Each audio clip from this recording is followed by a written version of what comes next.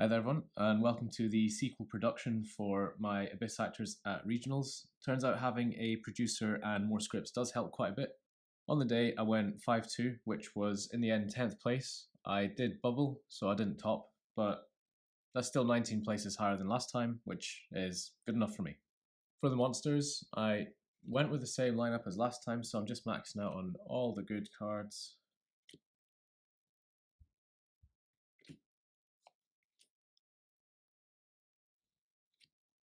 So here we've got 3 copies of Superstar, 3 copies of Mel Madonna, 3 copies of Wild Hope, 3 copies of Curtain Raiser, the 1 Lonely Sassy Rookie, 3 Comic Relief, and 3 extras. Really happy with these ratios, just maxed out on consistency.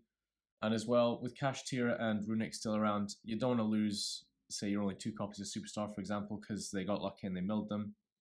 Honestly, the star of the show today was actually Sassy Rookie. I played against 3 Swordsoul matchups, and he's just so good going into a Swordsoul board. You normal summon him, and you can just bait out all their interruptions and clear any worms they have on board using Rise of the Abyss King, and they can't really pop the Sassy Rookie because they have to do it twice, and if they do, he just replaces himself with a different body.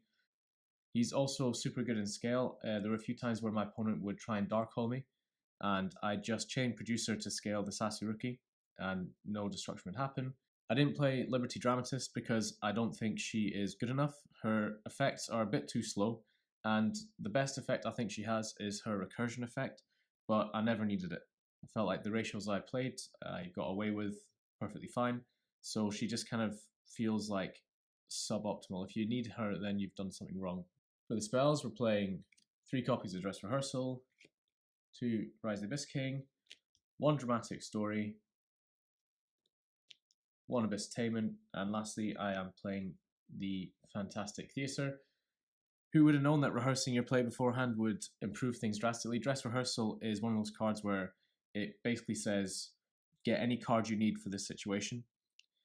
So again, against Swordsoul, opening this, you just search Rise of the Abyss King and Sassy Rookie, and you just force out so much of their board, it's great. And there are other matchups as well where it comes up, but you could also search like Dramatic Story or even Abyss Attainment if you're in more of a grindy game.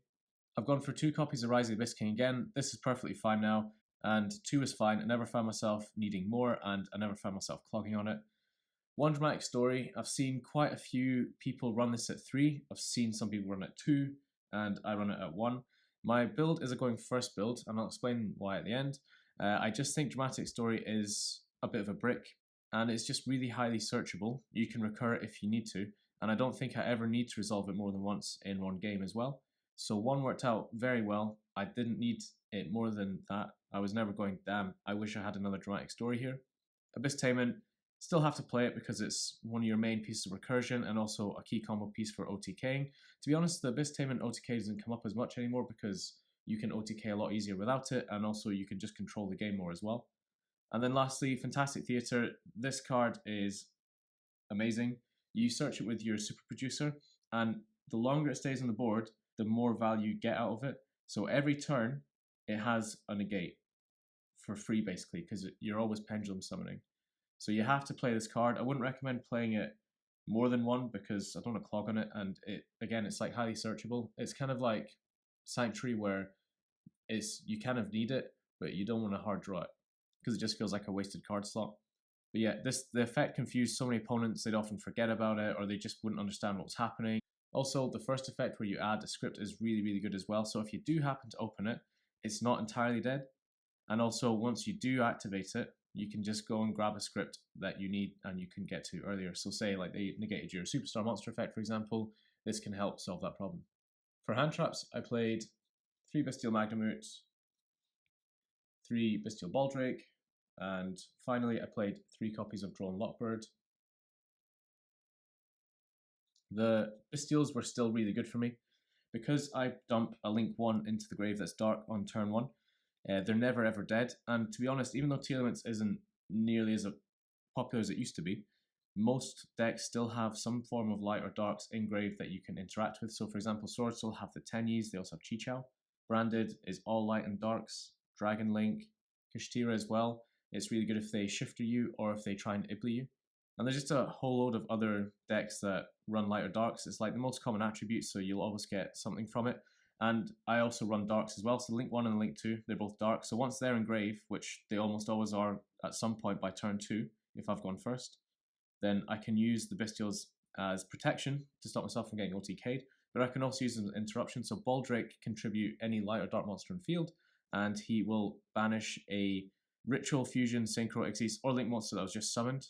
So he's really strong with the Bisatchers because they're all darks. And Magmut is still really good because he's just a straight +1 and a big fat 2/5 body, which even though Bestials were mostly played as a counter to Telements, now that Telements are gone, it doesn't mean Bestials are bad. They're still broken as hell.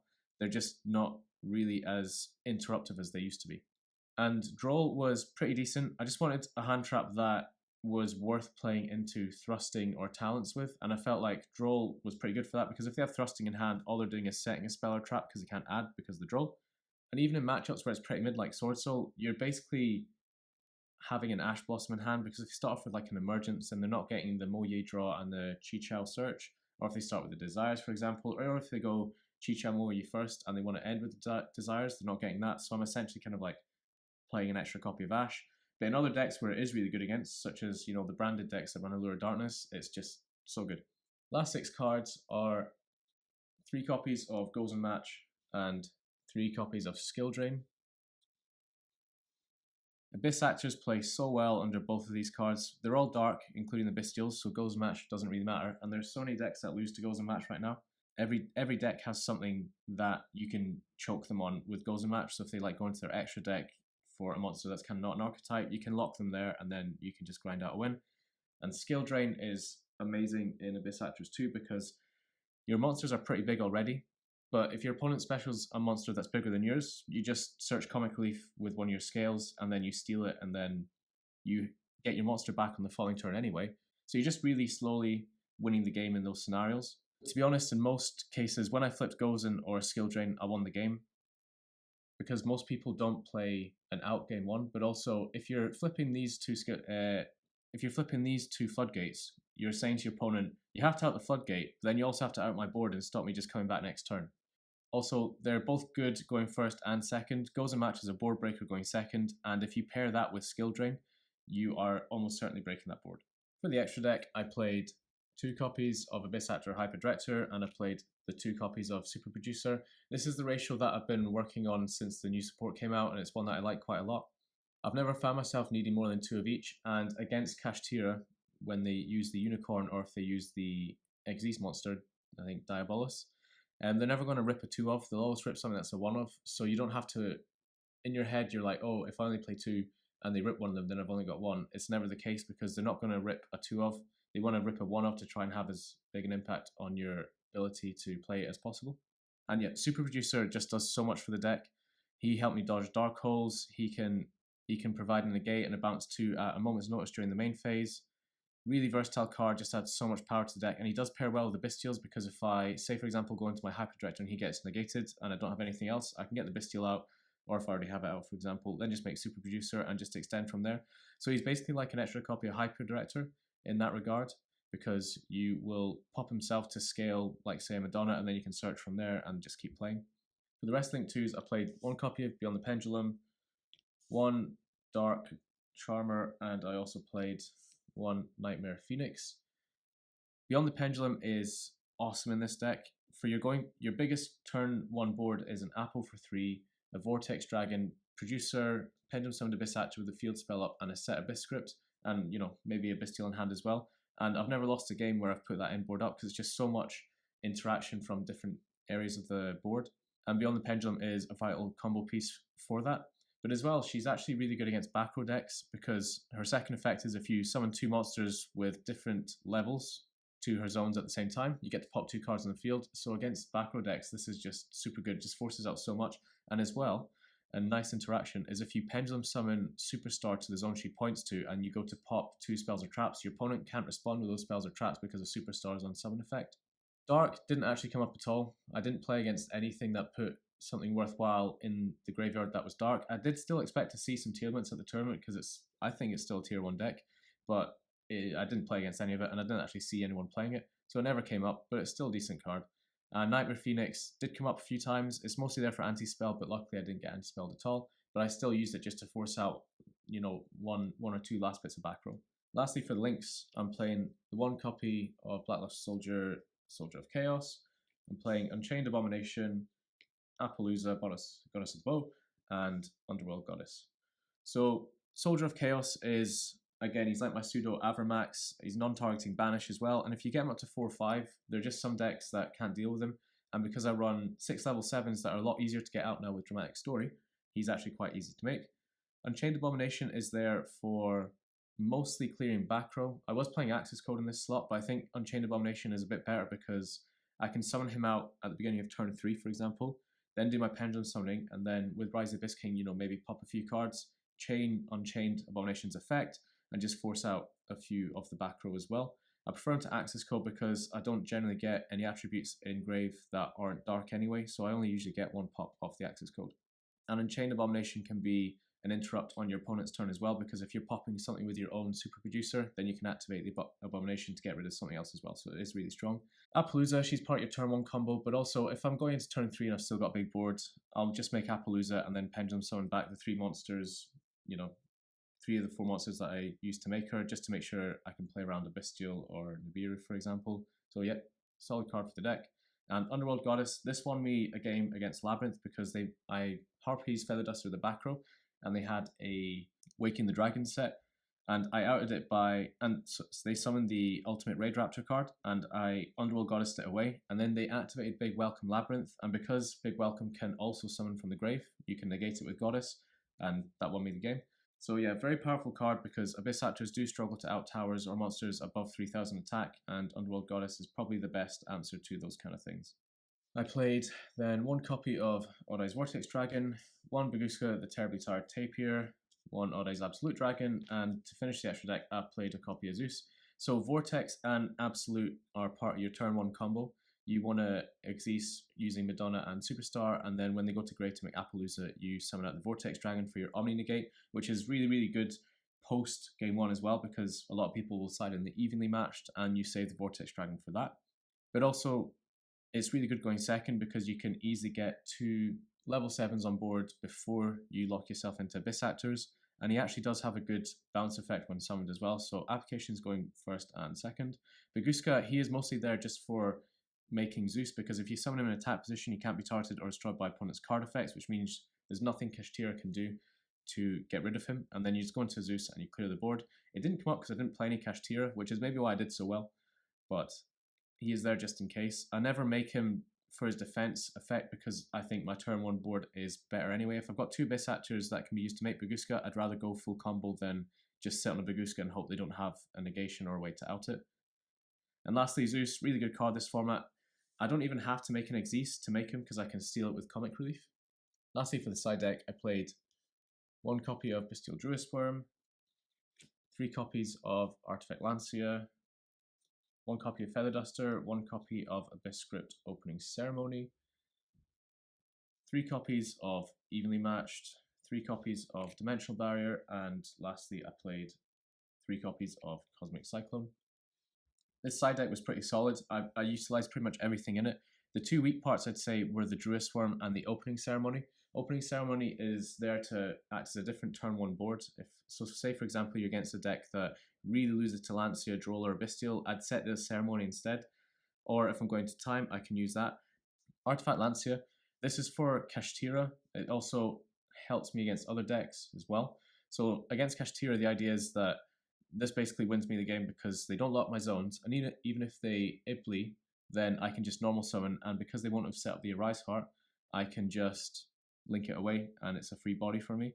So Lancia will win me the game there, and it didn't come up at all in the regional except against Dragon Link, and I don't think it's that good against Dragon Link. It's just I didn't have anything else to side in for it, and it turns out I happened to hit a really good hand for it, because he opened with the Chaos Engine, and after he added the Call-Up Serpent, I just Lancia'd, and he only passed my seals and I OTK'd. So, won me a game, but also it pairs well with the Bestials, because Called By is coming back into the format, and in testing, Called By did hit my Lancia a few times, and in response to the Lancia and the Called By, you can chain your Bestial to banish the Lancia, and the Called By would fizzle out. The rest of the cards, there's D-Barrier. This was awesome. Every time I resolved it, I won. And the rest are all for back row. Evenly matched is super, super strong, really, really good. Cosmic Cyclone and Duster as well, all great against Labyrinth, or for just dealing with pesky floodgates such as Anti-Spell or There Can Only Be One. And that is the deck in its entirety. My matchups on the day were round 1 Swordsoul, I lost, but that was to a friend that I knew and he ended up winning the event, so, lost to the winner, that's not too bad. Round 2 was against Plunder Patrol, and I won that game 2-0. Round 3 was Dragonlink, also 2-0. Round 4 was Labyrinth, which is by far the deck's worst matchup. It's way worse even than Kashtira, I think, because you just can't out Lady Labyrinth on top of all the floodgates and interactions they're throwing on top of you as well, because she can't be targeted. But I lost game 1, and then game 2 I went first, and then Feathered Dusted on the crackback and set up my full board as well, so I won that. And then in game 3, they go first. They set 3 in draw, and I only have Cosmic in hand plus Engine. And in the draw phase, they flip Big Welcome, summon out the lady. They then chain Compulse, targeting their own lady. And in response, I Cosmic the last back row, which is a punishment. And I have nothing on field, so they can't chain the punishment. So they end up with absolutely nothing on board, and I just OTK. Round 5 was another game against Swordsoul, which I won 2-0 as well. Then round 6 was against Branded Despia. I lost game 1, won game 2. And then game 3 was really close, and we're going into time. And I got myself up to 10,500 life points using Opening Ceremony. But he summoned the Masquerade and also put 3k direct to my face as well. And turned past me with 30 seconds left, and I just didn't have enough time to clear that board and win. I could have cleared the board and set up enough to stop him from winning the game. So if there'd been another 2 or 3 turns, I know I would have won that game. But I didn't have enough to either OTK or put myself above his life point counts because the Masquerade, just really annoying card, super good in time.